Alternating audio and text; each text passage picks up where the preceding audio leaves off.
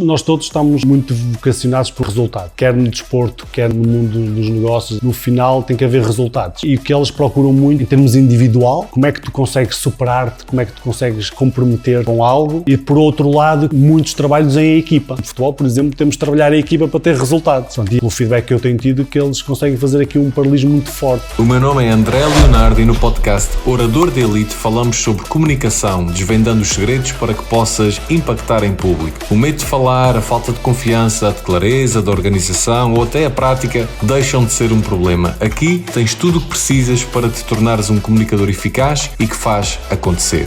Orador de Elite, fala com impacto. Tarantini, muito bem-vindo aqui ao podcast Orador de Elite. Tu tens feito muitas palestras, muitas formações, certo? Certo. Para quem ainda não te conhece assim tão bem, quem é o Tarantini? Bem, André, olha, mais uma vez obrigado aí pelo convite, Vamos estar a aqui isso. no teu podcast, da tua, mais uma formação incrível, acho, parabéns mais do que tens feito. E vocês já vão perceber porque é que eu estou a dar os parabéns ao André, não é? Porque tu tem a ver um bocadinho este trajeto que eu tenho feito nas palestras, deve-se muito a ti, não é? Pronto, mas, não diria isso, mas... Deve, sim, não tens falta de humildade, portanto... Não, mas, bem, o Tarantini, bem, eu fui jogador profissional de futebol, não é? Durante 20 anos, em que estive dedicado a uma carreira, em que não cheguei à elite, como estás a tratar a elite dos oradores, mas cheguei a um patamar de primeira liga em Portugal. És dos jogadores com mais jogos na Primeira Liga? Sim, estou dentro dos 50 jogadores com mais jogos na Primeira Liga, portanto, para mim é um número incrível, principalmente ter jogado num clube de média dimensão, não é? Portanto, Não, estamos a falar de finais de Taça de Portugal, sim, Liga Europa. tive momentos muito, muito bons, mas para mim um jogador de elite é um jogador que chega à seleção nacional, não é? Um jogador que joga, sei lá, uma Champions League, um jogador que, para mim é um elite. Portanto, eu fui um jogador que chegou ali, estive ali perto da elite, mas não consegui lá chegar. Bem, mas sobretudo aquilo que me distingue mais também neste caminho que eu fiz foi sempre de aliar esta questão da formação ao futebol. Portanto, eu não cheguei à elite dos jogadores de futebol, mas cheguei à elite se calhar de uma marca em Portugal que acabei por deixar, que era mostrar que é possível fazer uma carreira de jogador de futebol e investir na formação. Portanto, aí eu cheguei à minha bola de ouro, não é? Tal como o Ronaldo conseguiu chegar às suas 5 bolas de ouro, não é? Eu consegui também a minha bola de ouro, que foi tirar um doutoramento. E, tu és o primeiro jogador em Portugal? No mundo inteiro, que eu conheço, não é? Já andei à procura de muita informação. Pode haver um escondido. Pode haver um ou vários, não é? Mas fui o primeiro jogador no mundo inteiro a conseguir fazer um doutoramento e a jogar ao nível profissional. Para mim isso é uma... Isso é de elite. Isso é de elite. Isso é de elite. Muito bem. Tu tens aqui uma carreira que tens umas... Eu até costumo dizer que há os oradores mais das pesquisas, não é? A malta académica, que sabe de um determinado tema muito a fundo. E já tivemos aqui connosco, por exemplo, o Pedro Caramês, não é? Que estuda de LinkedIn e sabe daquilo como ninguém. Ou então temos a malta mais das aventuras, das conquistas, tu inseres-te se calhar mais deste grupo, não é? De uma pessoa que tem uma história espetacular e que partilhas muitas vezes isso nas palestras, que eu já vi várias, não é? Como é que surgiu a ideia de tu começares a transformar esta aventura, este caminho da elite, numa palestra, numa formação? Como é que surgiu essa necessidade ou vontade? Sim, o enquadramento tu sabes melhor do que ninguém, não é? Tipo, tu és o gajo, não é? Que despertou o clique. Primeiro foste o tipo em que, além de quando foste dar a volta ao mundo, quando chegaste, não é? E quiseste lançar o teu primeiro livro, quiseste que a minha história estivesse lá, e para mim foi espetacular. E depois, para mim é uma história de elite já agora. Okay. Para mim. E depois foi quando tu vieste e escreveste o teu livro, houve ali um clique numa das tuas histórias, tu sabes qual é, que era da Bel Pesce, e que quando eu estava a ler aquilo eu disse, espera aí, está na minha história isso, há aqui algo na minha vida que eu tenho que partilhar com os outros. Então aquilo foi essa vontade de servir. Foi uma vontade de servir, foi. Acho que havia ali qualquer coisa que eu estava na minha história, que eu não de uma forma consciente tinha pensado nela, e que depois partilhada contigo, ou seja, que também ajudaste-me aí a construir também o storytelling da palestra. É claro que estamos a falar da palestra, se calhar é aquela que se calhar serve de base, se calhar a todas as palestras relacionadas com mais até com o mundo corporativo, com as empresas, com a história em si. e essa sim está mais direcionada para a palestra das façanhas, da história, mas também depois há outra parte, minha parte, que tem a ver com a investigação. Isso. Pronto. E essa outra parte já, onde tem coisas da história, mas já tem também alguma coisa da investigação. Tu foste aliando um bocadinho dos dois mundos. Sim. E onde eu me centrei mais em minha pesquisa, que tem a ver com as carreiras, com o desenvolvimento e transições de carreira. Portanto, e aí é a área que eu me especializei mais, em que, sobretudo, universidades, escolas, clubes, eu tenho ali um público que gosta muito de me ouvir falar relativamente a essas pesquisas, porque de facto é aquilo que nós todos temos, são carreiras. Hoje em dia o mundo está muito mais rápido, está muito mais volátil, não é? E, portanto, já não vai haver carreiras, se calhar, de 20 anos como tinham os nossos pais, nossos avós, 20, 30 anos, e, portanto, é um mundo diferente em que os mais novos acho que têm que se preparar para coisas diferentes. Portanto, e mesmo a vontade deles é fazer, até eu próprio hoje em dia, com 40 anos, quero fazer muitas coisas. Portanto, acho que as carreiras estão muito diferentes. Portanto, e falo um bocadinho sobre isso, como é que eu consigo também transpor o que foi a minha carreira. Então tu dirias que tu tens a parte mais das palestras e também falas de liderança, não é? Mas mais para as empresas, e depois tens esta parte mais da transição de carreiras desportivas. E quem é que são tipicamente as entidades que te procuram para falar sobre isto? Clubes de futebol, associações, sim, mais, escolas? Sim, mais esse grupo de público que está mais preocupado com o futuro dos mais novos. Estamos a falar de IPSS, mesmo no mundo do desemprego. Esse é um mundo mais direcionado então para a investigação e para o trajeto, em que eu consigo fazer ali misturar ali algumas coisas. Aquela parte mais de liderança, equipas, compromisso, muito mais direcionado para o mundo corporativo, aqui um bocadinho este transfer do que é o mundo do futebol, o mundo do desporto, na superação, que as empresas adoram estas... E porquê que tu achas que elas procuram esse tipo de... Porquê que as empresas procuram alguém externo que vem falar de compromisso, de trabalho em equipa? Porquê que achas que isso acontece? O que é que elas te pedem? Acho que nós todos estamos muito vocacionados por uma coisa que é resultados. Ou seja, quer no desporto, quer no mundo dos negócios, das empresas, no final tem que haver resultados. Não quer dizer que seja uma coisa imediata, mas tem que haver resultados, muitas vezes tem que haver processo. E o que elas procuram muito tem a ver com esta capacidade que é, em termos individual, muitas das vezes, ou seja, de como é que tu consegues superar-te, como é que tu consegues comprometer-te com algo, e por outro lado que é muitos trabalhos em equipa. E nada melhor do que paralelismo com o desporto, em que nós, no futebol, por exemplo, temos de trabalhar em equipa para ter resultados. Certo. Portanto, e elas acreditam que, pelo feedback que eu tenho tido, que eles conseguem fazer aqui um paralelismo muito forte. E o feedback tem sido incrível porque aquilo que eu passei no mundo do desporto é, sem dúvida, aquilo que eles passam diariamente. Os grandes desafios são os mesmos. Como é que eu motivo as equipas?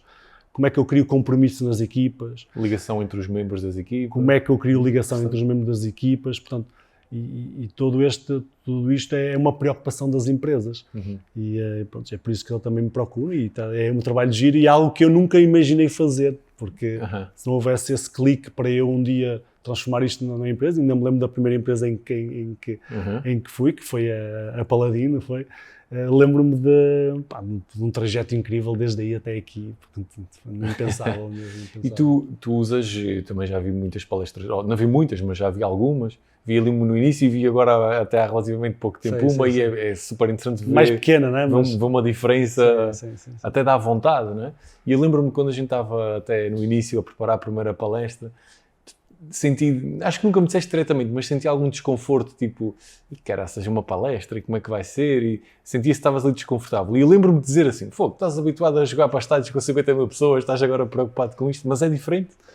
É muito diferente, André. É muito diferente num pormenor, que é, eu quando deixei de ter esse medo, entre aspas, de jogar para 60 mil pessoas, eu já levava 15, 16 anos de carreira, não é? Na primeira palestra que fiz tinha, 3 anos de experiência em palestras.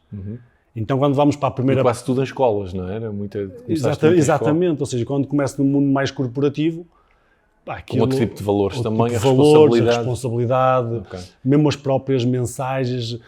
Será que isto funciona? Será que é isto que eles querem? Será que...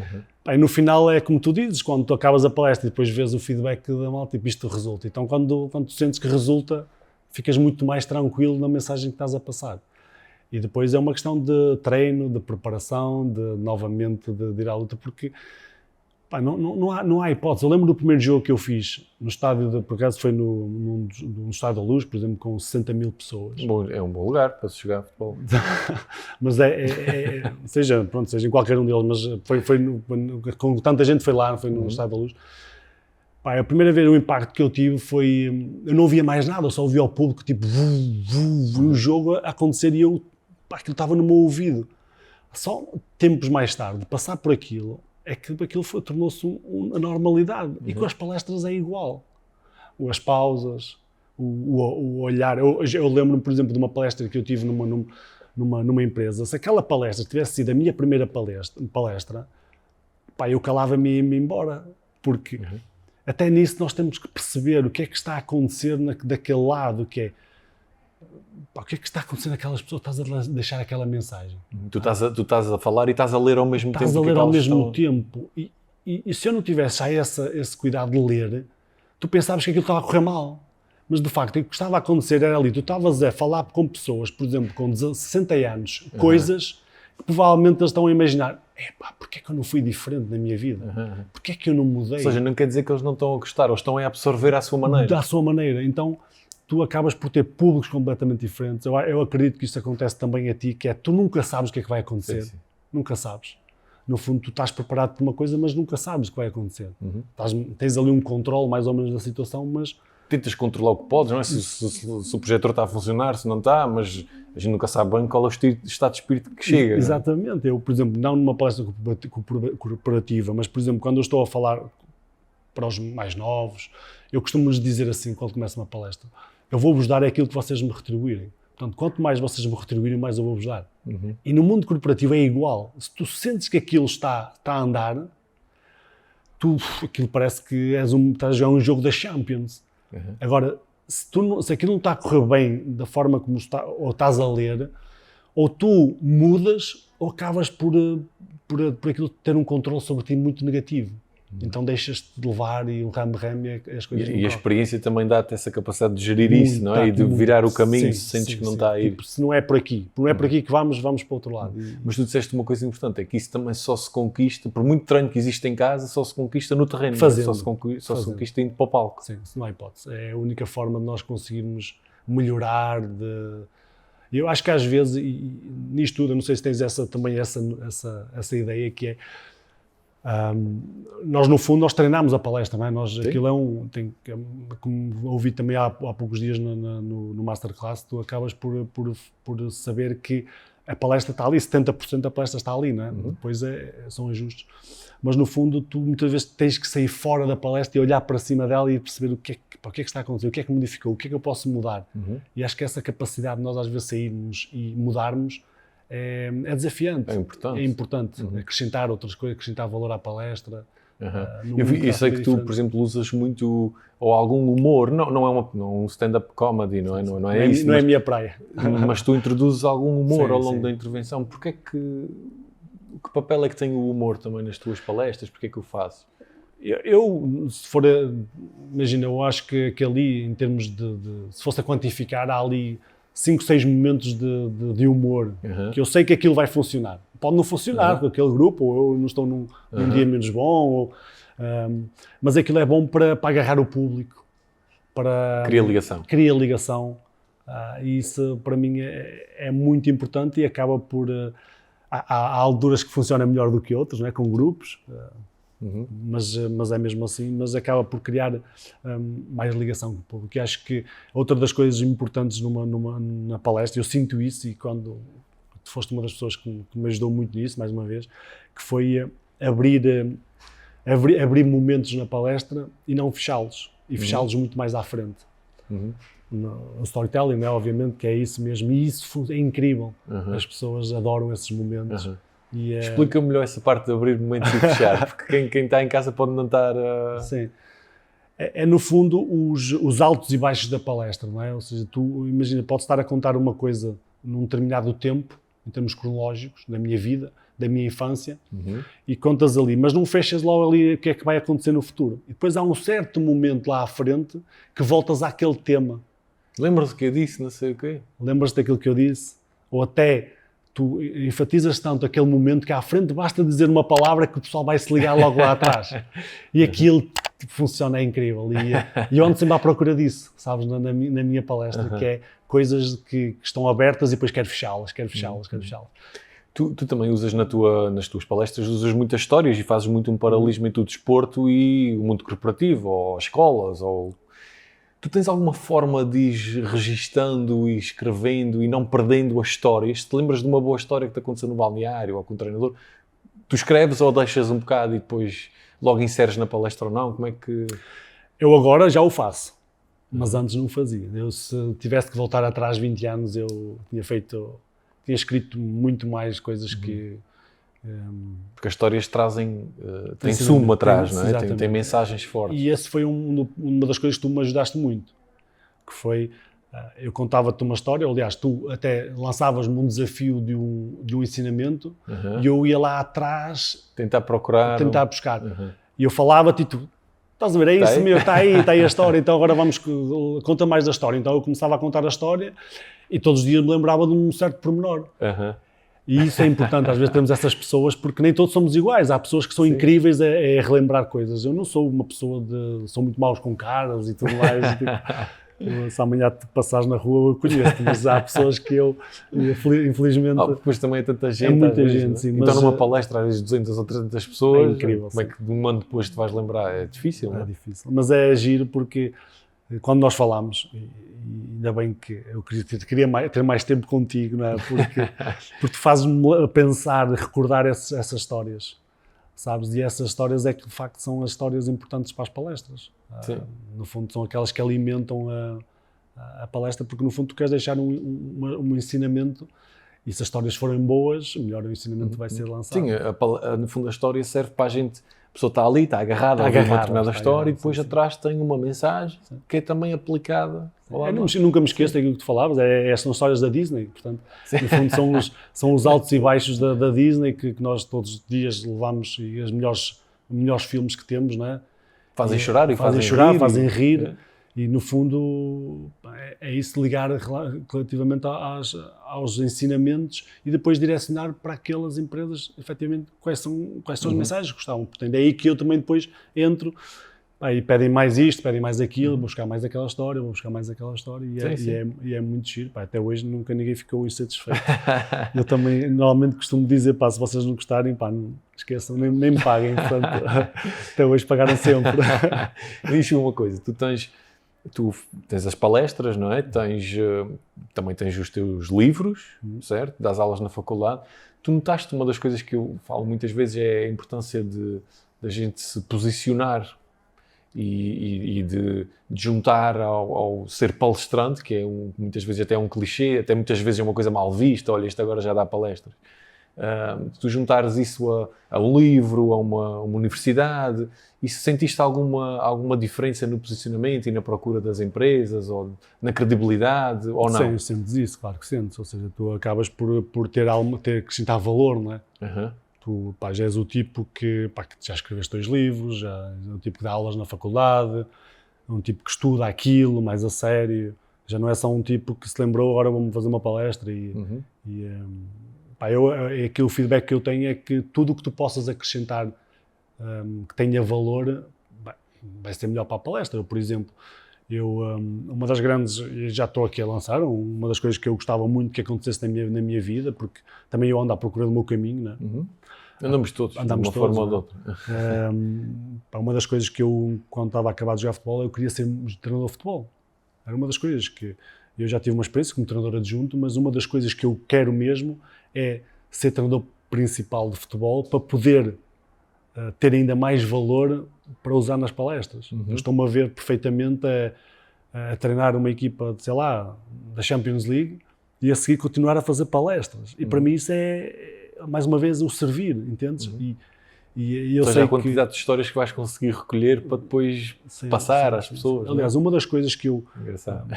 Uma das coisas que eu falei logo aqui de início, que é eu, felizmente, uma das coisas que eu posso dizer é que eu não precisei de jogar num grande em Portugal para deixar uma marca no futebol português. Isso para mim é um orgulho tremendo. Uma das coisas que eu mais gostaria que tivesse acontecido na carreira como jogador de futebol era ter conseguido chegar a um grande para poder ser o mesmo daquilo que eu fui como jogador. Ou seja, deixar na mesma esta marca, que eu sei que em termos de valorização ia ser diferente, astronómica, a diferença ia ser astronómica. Portanto, eu ainda mantenho esse sonho como pessoa, que é conseguir ter um cargo diferenciado, ou seja, com mais visibilidade em Portugal, para poder continuar a ser a mesma pessoa, para continuar a servir nesses moldes. Portanto, o meu grande objetivo é esse mesmo, é conseguir triunfar para continuar a servir. E isso para mim era um dos maiores, dava muito sentido àquilo que eu... Era espetacular. Era aquilo Vai ser. Vai ser, estou a trabalhar para isso, não é? Estou a trabalhar para isso. Boa, olha, tu quando tens, por exemplo, sei lá, há pouco falaste que tinhas às vezes são escolas, outras vezes são empresas, tu quando vais formular um preço e entregar uma proposta, aquilo é igual para todos, ou tu diferes de uma escola para uma empresa, se a empresa são 400 pessoas é a mesma coisa que ter 15, tu mandas um preço para todos, ou que critérios é que tu usas para formular um preço? Não há dúvidas que o número de colaboradores, que a distância, o tempo que demora, são fatores para mim são determinantes. Ou seja, se tu vives em Vila do Conde, não é? por exemplo, se uma palestra for no Algarve, é completamente diferente se uma palestra for no Porto. Claro. Mas isso tem a ver com o tempo, o meu tempo. Ou seja, o meu tempo tem um determinado custo. E a minha palestra prende-se muito mais a essa questão, ao tempo. Quanto tempo é que eu demoro a ir ao Algarve e vir? Quanto tempo é que eu demoro a estar longe da minha família? Mas isso tem a ver comigo. Claro. Há pessoas que dizem, para mim é igual, ir ao Algarve ou estar aqui, ou ir ao Porto é a mesma coisa. Para mim é diferente. Portanto, o grande fator que pesa, aliás, os dois grandes fatores em termos de peso no orçamento da minha palestra têm a ver com o número de colaboradores, quantas pessoas é que eu vou estar. E tens quase patamares, é isso? Sim. E a zona do país. É de facto uma dos critérios que e depois tenho. se é uma escola ou uma empresa, depois também tem, é diferente? Sim, depois tenho esse target, não é? Ou seja, empresa, depois tem um target diferente de municípios e escolas. Escolas e clubes, sendo que o que eu tenho verificado nestes muitos anos que já tenho também de palestras é que... Tu já estás a fazer palestras há 8 anos. 8 anos? Sim. Eu ia dizer 6, 7, mas há 8. Eu já sinto que nos clubes, sinto que nos clubes, no futebol, no desporto, aposta-se muito pouco em informação, investe-se muito pouco em educação. Aliás, eu costumo dizer, e não tenho problema nenhum, que eu devia ser muito bem pago pelas entidades, pela zona, para falar para eles. Porque aquilo é uma mensagem tão importante, mas que não está disposta a ser paga. Seja em que género também for. É uma mensagem que eles às vezes não querem ouvir, não é? Sim, é um bocadinho também. No desporto, estou eu a dizer. Sim. Portanto, depois nota-se que há ali uma diferença nas EPSS ou nos municípios em que conseguem ser um bom aporte para as escolas, para os clubes. E depois o mundo à parte, que são as empresas que não tem nada a ver. Têm orçamentos próprios e têm formas de trabalhar diferentes. Portanto, tem ali 3 nichos diferentes, em que me posiciono um bocadinho diferente. Mas gosto muito de fazer. E tu, a gente há bocadinho falou da parte da construção da palestra em si, já percebi que usas histórias, tu constróis a tua palestra assim, já sei que não são todas iguais, mas tu usas muito uma ordem cronológica, é assim que tu contas a tua história, ou é um bocado aos módulos e tens, ou tudo, como é que costumas fazer? Eu gosto muito de contar de uma forma cronológica, é a forma que eu mais gosto de contar a palestra, mas tem a ver muito com o tempo. Ou seja, se for uma palestra que me deem 45 minutos para fazer, eu gosto de adotar a estratégia de cronológica. Se for uma palestra muito mais curta, eu vou por módulos. Também concordas comigo que mais curto é mais difícil? Muito mais difícil, sim, muito mais difícil. Também te acontece, eu acho que em todos os podcasts eu disse isso, mas também te acontece pedirem-te um orçamento, tu dizes é X e a pessoa diz, se for meia hora, se for um bocadinho menos não consegue reduzir, também te acontece. Sempre. E tu dizes, não, se ainda está a piorar. Sim. Então, se me pedirem online, ainda é pior. Sim, online ainda é... Às vezes dizem, o online não é mais baratinho. O online não sei nem imagino o que é que me está. O online para mim ainda é pior. Eu tento fugir sempre ao online. É fácil, mas tento fugir porque eu gosto muito do contacto com as pessoas. Gosto de estar lá com as pessoas. Mas então estavas a dizer, gostas mais da ordem cronológica, Sim, se tens menos tempo vais usas quase por módulos, é isso, e mensagens atrás? Sim. Ou É um seja, bocadinho por aí. que está montado de forma, tipo, tens as histórias, os ensinamentos, e depois tens história, ensinamentos, e às vezes depois se pedem palestras mais pequenas, mas mesmo toda a forma cronológica, se eu tiver que retirar as histórias, já estão formatadas para as tirar e saltar em termos Ou cronológicos. seja, consegues quase que adaptá-lo ao tempo que te dão também, não é? Ou seja, consegues fazer saltos na história, não é? Ou seja, começas a contar e depois fazer saltos consoante aquilo que são as necessidades daquela palestra. É a forma como eu vejo, mas há pessoas que tens mais experiência do que eu, que conseguem inverter aquilo tudo e eu acho giro, mas não funciona assim. Funciona. Para mim não funciona assim. Diz uma coisa, imagina que amanhã há uma palestra. Qual é o ritual que tu tens desde agora até que começa a palestra? O que é que tu fazes? Como é que é este pré-palestra? O que é que costumas fazer? Olha, o que acontece aqui é... Hoje é um bocadinho diferente daquilo que era há uns tempos atrás, não é? Já tens outra bagagem. Outra bagagem, não é? Imagina, já houve um contacto, já houve um briefing da palestra, ou seja, já houve um contacto com a empresa. Já sabes o que é que eles querem. Já sabes o que é que eles querem, tudo bem.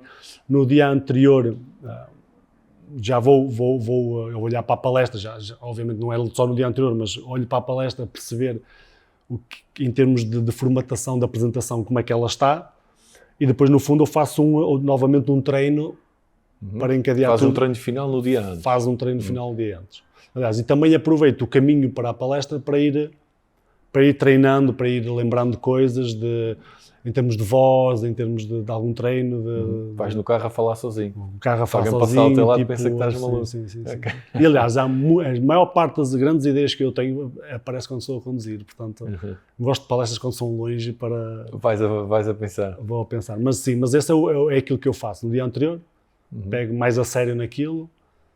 Ela já está montada porque no briefing eu faço logo, ou seja, já meto lá quais são o que eles querem, as empresas querem, então já vou alinhando a palestra, mas depois pego naquilo novamente 2 dias antes e começo a fechá-la. E tem que haver sempre um treino. Treinar para que nada falhe. E tu tens o hábito de chegar mais cedo? Que tipo de coisas é que tu testas quando chegas lá? O que é que... Sim, já me aconteceu. O que acontece a toda a gente, que é, vais começar a palestra e tipo, o som não está a dar, o pontador não está a dar. Tipo, vão cedo, preparem tudo cedo. O pessoal diz, quer tomar um cafezinho? Não, quer é preparar, quer é testar o som. Quer é testar o som, quer é pôr tudo em ordem e depois se houver tempo vamos ao café. Mas primeiro cedo o suficiente para que nada falhe e certamente vai acontecer, vai falhar, mas pelo menos fizemos tudo. Eu sei que tu tens por hábito usar alguns vídeos nas tuas apresentações, ou pelo menos um que tu costumas usar muitas vezes. Eu, tipicamente, evito usar vídeos porque muitas vezes falha o som e falha isto e falha aquilo. Tu usas porque conheço o vídeo e se não viram uma palestra de Tarantino hão de ver porque este vídeo é bastante impactante. Mas o que é que tu fazes especificamente em relação ao vídeo? Vais pedir ao pessoal da Regi para testar primeiro, para pôr a correr? Que é para... Sim. E o último caso eu levo sempre uma coluna daquelas que, tipo, bem alto para que em sítios mais pequenos que consiga ter um plano B. Porque o vídeo, para mim, aquele vídeo... Conjuga muita coisa. Dá muito contexto à palestra. Mas é daquelas coisas que o vídeo, se não funcionar o som, tipo... Estraga tudo, não é? Estraga tudo. Estraga então aquilo tem todo. que... mesmo no contactos que eu faço com as empresas, atenção...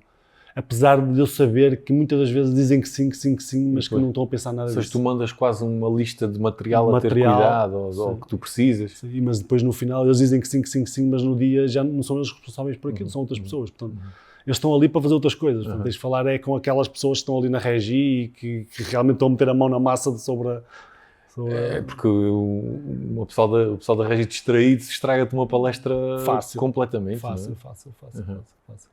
Tu tens também, quando vais para uma palestra, tens essa questão do pessoal da Regi, não é? Tens a questão também do próprio, se calhar, o cliente que te convida, e sabemos que os eventos às vezes acontecem já foste de certeza a eventos absolutamente, parece que uma pessoa está no Rock in Rio, não é? Tem palco, tem luzes, tem tudo, e há outros que acontecem em hotéis, numa zona longe, que a gente... mas o que é que tem que sobressair aí? É a vontade de servir na mesma? Ou o que é que... Tem, porque eu já tive... estar motivado nos dois lugares? Consigo, porque eu já estive em contextos, brutais em termos de condições que são, miseráveis mesmo. Balneários miseráveis. Pá, então, claro que estaria a mentir se não estivéssemos num sítio onde fosse mais confortável, o som estivesse impecável, estaria a mentir. Mas também já me aconteceu fazer palestras incríveis em sítios que não... que sem grandes condições. Sem grandes condições. Portanto, no meu caso, eu não me importo mesmo nada que as condições não me afetam. Por nada. Mas desde que tenhas o básico. Desde que tenha aquilo que é necessário para fazer a palestra, o som, a apresentação, que eles sejam confortáveis. Também é importante que quem esteja a ver esteja minimamente confortável. Para mim é o básico para isso. Parece-me bem. Eu ia te perguntar mais qualquer coisa, mas acabou de me passar. Estavas a falar das condições. A gente ia também falar do tipo, queria te perguntar o tipo de microfones, porque existem estes que a gente tem agora, que são os de lapela, não é? Sim. Existem os de headset e os de mão. E tu também foges dos microfones de mão? Sim. E porquê é que isso acontece? Sim. Acontece porque eu também gosto muito de usar também as mãos e... os meus preferidos são estes, sem dúvida. Os coisas também gosto, etc. Mas de microfone de mão é mesmo aquele que eu tento... É o último. É o último. Porque muitas das vezes o que acontece é que, mesmo quando estás a falar, se tu foges um bocadinho ao microfone, se fazes isto ou fazes isto, o som já não passou. E às vezes basta um pequeno pormenor para falhar. Mas nem sempre todos os sítios... Não, mas isso é interessante, que a gente só quando às vezes começa a ir para o palco e de repente dão-te um microfone, depois outra vez dão-te isto e depois dão-te o outro, que a gente começa a chegar às nossas preferências também, não é? Tu costumas pôr isso no tal material que envias antes? Costumo, mas é uma das coisas que quando chego lá às vezes não acontece. É o que tiver. É o que tiver. E vou-te dizer, já me aconteceu em alguns sítios, imagina em grupos de 20, 30 pessoas, eu não quero nada. E fui sem microfone porque... Projetas a voz de outra forma. A voz, custa mais um bocado, mas prefiro. Tento estar até mais perto deles e tudo, mas tento mesmo fugir ao microfone. Isso tem essa tu falaste agora em grupos pequenos. Já estiveste em auditórios cheios, não é? Tu este ano vais estar na SAMSIS, não é? Que já tive um dia que quase 4.000 pessoas estavam lá. E também já estiveste em grupos muito pequenos. 10, 20, sim. E a gente consegue, de alguma forma, ter a mesma... É diferente. Não é ambição, mas o mesmo entusiasmo, de ir para uma palestra de 4.000 pessoas ou para uma de 10? São coisas completamente diferentes, não é? Eu admito que ambas as coisas são giras, não é? Mas é claro que há muito mais proximidade de uma palestra de 10 pessoas. Consegues olhar para as 10 e quase entender o que está acontecendo. Tem coisas boas. Muito boas. Eu gosto mesmo muito. Nas 3.000 pessoas também é fixe, também é impactante, estás ali, mas não é igual, não é? A gente nem vê as caras das pessoas. Né? Acabas por ouvir o resultado muitas das vezes do que estás a dizer, mas não tens o mesmo impacto. Parece muito bem. Tarantino, eu acabo sempre estas conversas perguntando o que é que para ti é um orador de elite. Olha, para mim um orador de elite é tu teres paixão naquilo que fazes, ou seja, tu gostares mesmo muito de servir os outros, mas aliado a isso é tu também preparaste muito, ou seja, requer muita preparação, muito treino. Não é o improviso que a malta acha que chegaste ali e tcharam. Não é de todo. Tu acabas por, acho que é importante posicionar-te num nicho. Por exemplo, uma das grandes dificuldades que eu muitas vezes tenho é, muita gente gosta de futebol, entende? Então é tipo tirar o futebol das mensagens. E é uma grande dificuldade porque muita gente está tão absorvida nas histórias que não consegue sair dali. Que consegue sair dali. Eu tento, ao máximo, isso dá muito trabalho. Portanto, eu continuo a fazer isto porque gosto mesmo muito. Tenho muita paixão de o fazer. E em qualquer do nicho que eu faço, seja para escolas, para empresas, o valor é completamente diferente, não é? Mas, no fundo, o grande objetivo é sempre o mesmo, que é servir. E aliado a isso, é claro, também acaba por ter resultados em termos financeiros, obviamente para nós, que é agradável, e quando fazemos uma coisa com paixão ainda nos pagam por isso. Porque 20 anos a fazer isto, portanto agora, se continuar a fazer desta forma, é fantástico. Muito obrigado.